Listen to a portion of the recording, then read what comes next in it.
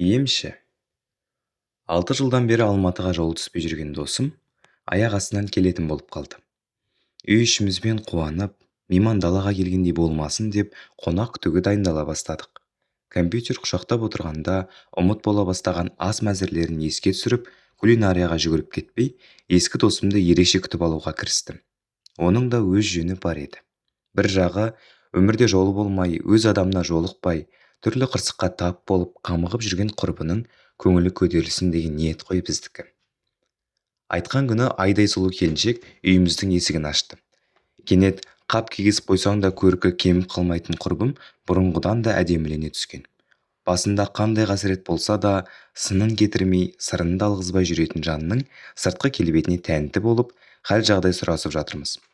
Қонағымыз анау-мынау емес, медицина ғылымдарының кандидаты. Еліміздегі ең ірі медициналық орталықтың бірінде бөлім басқарады. Шай да ішілді, ет те желінді. Студент кезімізде жасайтын тасбақа деген тортты да жеп алдық. Баяғыда да көп сөйлей бермейтін құрбым кешке қарай шаршадым деп бәрімізден бұрын жатып қалды да, бұл күні әңгіме дүкен болған жоқ. Тырайып ұйықтап жатқан бәрімізді таңертең қонақтың өзі оятты. Қайта құру болып, кеңес одағы құлап, тәуелсіздік келіп дүние төңкеліп жатса да өзгермепсіңдер деп, әлімсақтан кеше жатпайтынымызды, таңертең тұрмайтынымызды қалжыңмен болса да бетімізге басып жатыр. Әдеттегідей үйдегілер шайларын шала ішіп, дастарханын ығысып кетті. Құрбым екеуміз оңаша қалдық. Сенбі-жексенбіге қарай Алматыға әдейі келдім. Бір шаруа бар. Сен қаланы жақсы білесің. Сайран автовокзалы жағында бір емші бар екен. Мені соған апаршы деп отыр. Ем-домшыны не қыласың? Дәрігерлерден соларың артық па еді? Қатырады екенсің ау. Дәрігерлер де көріпкелдерге сенеді екен ау өзі. Дәрігерлер түгілі ол кісіге Астанадағы депутаттар да барады дейді. Қойшы, мен емес, емші іздеп келдім десеңші, деп тосын ұсынысқа таң қалдым. Осыдан кейін құрбым жаңағы емшінің кереметтігін айтып, әулиелігін айғақтайтын бірнеше мысал келтіргенде автовокзал жаққа баруға оңай көне салдым. Барсақ барайық. Депутаттар да ақымақ емес шығар деп екеуміз емшіні іздеп жолға шықтық. Сұрай-сұрай әлгі жекеменшік жер үйді де таптық. Есіктің алдында тұрған ескі құмғанға қарап, бала кезімде апамның дәрет алатын есіме түсті. Мегаполис қаладан бірден мистикалық әлемге ауысып кеткен сияқтымыз. Құрбымның мені ерте оятқанында да мән бар екен. Мұнда таң азаннан келіп кезек алмасаң, кісі қаптап кететін көрінеді. Елден бұрын жеттік дегеннің өзінде алдымызды 5-6 адам ұрады. Еңкейіп кіретін тапал-там 3 бөлмеден тұрады. Кіре берісінде жұрттың сыртқы киімдері тұр. Ортаңғы бөлмеге енгенде төрге қарап, есікке сыртын беріп отырған емшіні көрдік. Құбылаға қарап отырған шығар деген ой келді. Ет жеңді ер адам екен. Қуыс бөлмеде ақ киінген бірнеше көмекші әйел отыр. Жерге қабаттап киіздер төселіп, айналасына Қытай матасынан тігілген көрпешелер жайылған. Емшінің алдына келгендер бірінен кейін бірі тізерлеп, өз кезектерін күтіп отыр. Кішкентай нәрестесі бар келіншек алдымен көрінетін болды. Оның баласының да өзінің де киімі тым жұпыны, нағыз синтетика. Ауыра беретінін, баласының да кеселден көз ашпайтынын айтады. Емші еркек ананы-мынаны сұрастырып отыр. Түркістанға бару керек, жолың ашылады, әруақтарға құран бағыштау. Емшінің беті нарттай қызыл екен. Қай жерден көрдім? Қай жерден көрдім? Есіме түсіре алсамшы. Өстіп өз ойыммен өзім әлек болып отырғанда үлкен апамның да кезегі келеді. Апау, 98 жылы үйіңде ерекше бір оқиға болыпты ғой. Соны айтыңыз. Қайдам, ол жолы ештеңе болған жоқ. Есіңізге түсіріңіз. Болды ғой, Шал да аман, мен де аман, бала-шаға үйде. Ештеңе болған жоқ. 2002 жылы. 2002 жылы болды ғой. 2002 жылы? 2002 жылы немереміз туған. Ештеңе болған жоқ дейсіз? Болды ғой. Жұрт бір перзентке зар болып жүргенде ештеңе болған жоқ дейсіз.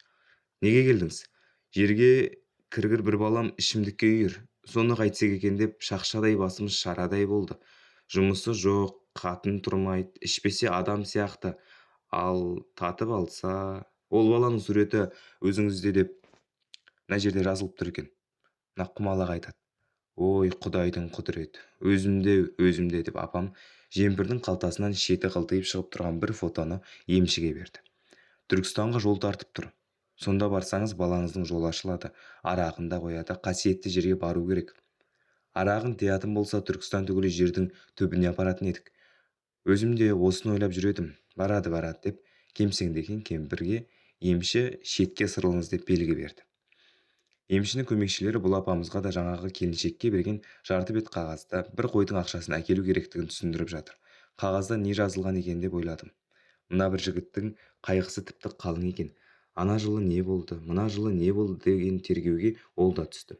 Көріпкел кейде бір нәрсенің үстіне дөп түссе, жігіт ағасы одан бетер оған өңмеңдей түседі. Алматыда да осындай ескі үй, көне кездер бар екен-ау. Қабырғаға үш бидің суреті ілініпті. Неге үш би?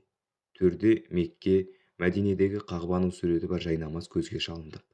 Астындағы тесігі бар садақа ақша салатын жәшік тұр.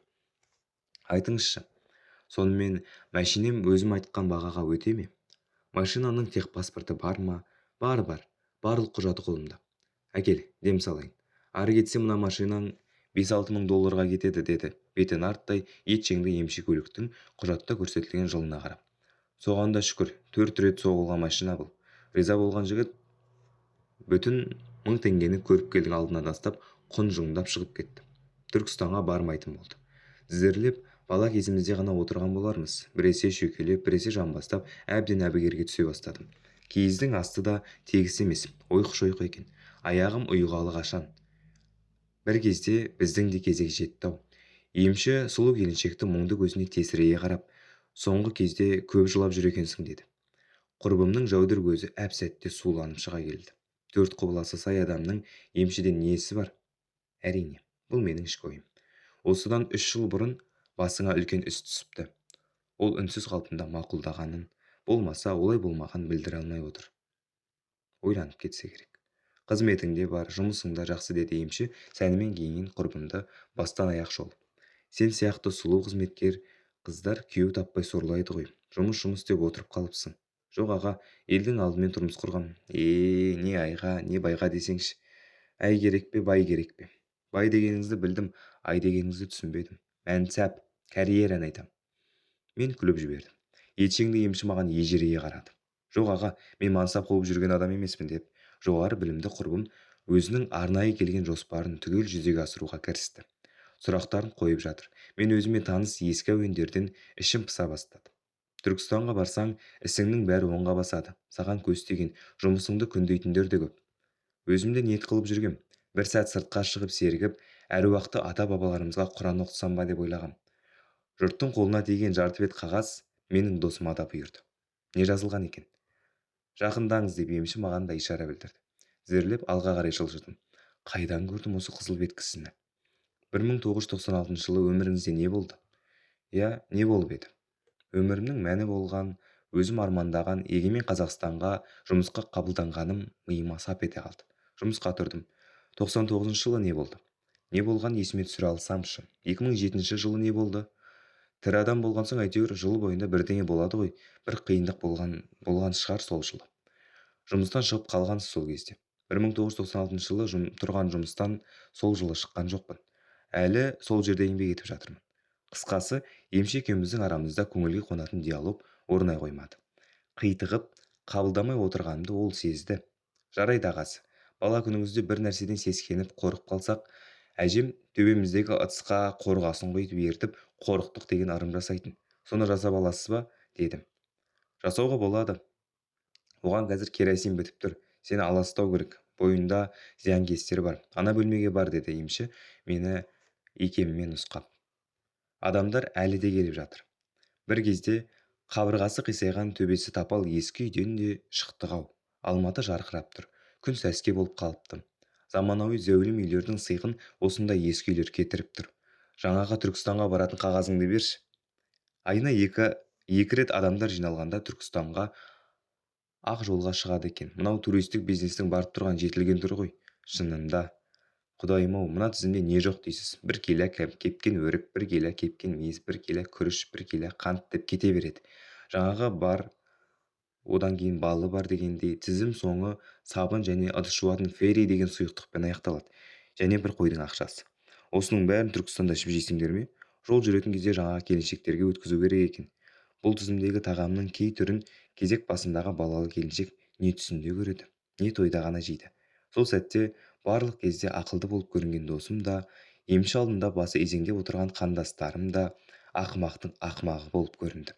Алайда адам пенде қай жетіскеннен емші көріпкел жағалайды.